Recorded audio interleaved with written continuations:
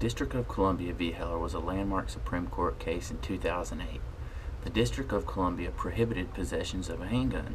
However, the police chief had the ability to issue a license to carry a handgun for a 1-year period. If the police issued such a permit, the individual was required to keep the handgun unloaded and disassembled or bound by a trigger lock or similar device, unless the gun is located in the place of business or being used for a recreational activity.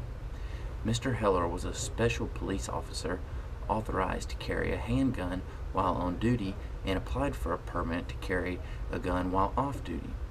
He was denied the permit. Heller later filed suit in the federal district court for the District of Columbia, seeking to enjoin the city from enforcing the ban on the registration of handguns and the licensing requirement, stating that it violated the Second Amendment.